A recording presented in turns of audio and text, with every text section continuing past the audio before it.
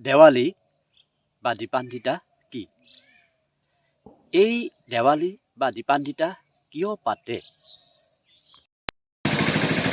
দেৱালী কেৱল উৎসৱ পাৰ্বণ বা আনন্দ উৎসৱেই নহয়, ইয়াৰ লগত আধ্যাত্মিক দিশবিলাকো জড়িত হৈ আছে।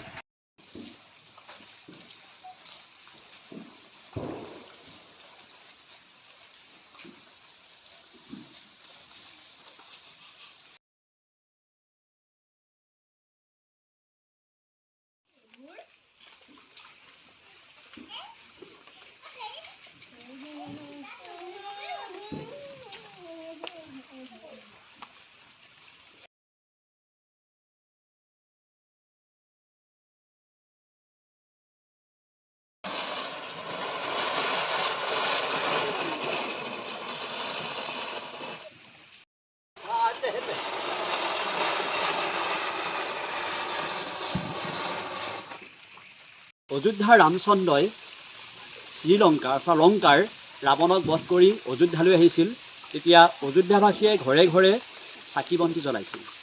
ঠিক সেইদৰে লোকবিশ্বাস মতে আৰু এটা কথা জনা যায়, নৰকাসুৰে যেতিয়া গাভৰুবিলাকক মানে তেওঁ নিজৰ শাসনত আবদ্ধ কৰি ৰাখিছিল, শ্ৰীকৃষ্ণই নৰকাসুৰক তেতিয়া সেই গাভৰুসকলক তেওঁ যেতিয়া মুক্তি কৰি আনিছিল, কৃষ্ণ আহোঁতে সেই ৰাস্তা পদূলিয়ে সকলোৱে বন্তি জ্বলাই সেই কৃষ্ণক আদৰিছিল।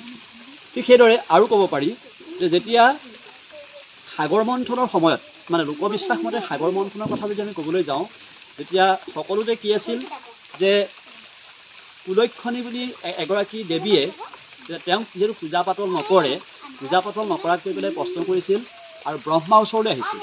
ব্ৰহ্মাই তেতিয়া ক'লে যে আপুনি যেতিয়া মৰ্ত্যলৈ যাব, মৰ্ত্যত আপোনাক পূজা কৰিব।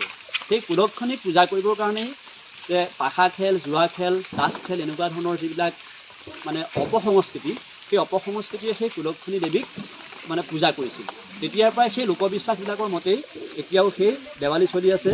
কিন্তু আমি সঁচাকৈ এটা কথা ক'ব লাগিব যে দেৱালী মানে হ'ল যে আন্ধাৰ বিনাশী পোহৰক আদৰি লোৱা এটা উৎসৱ।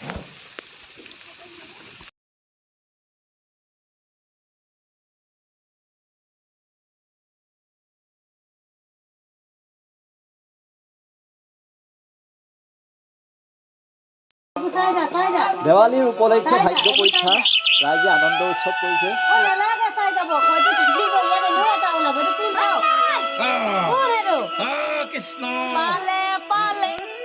ৰাইজক মই দেখাই আছো ভাগ্য পৰীক্ষা।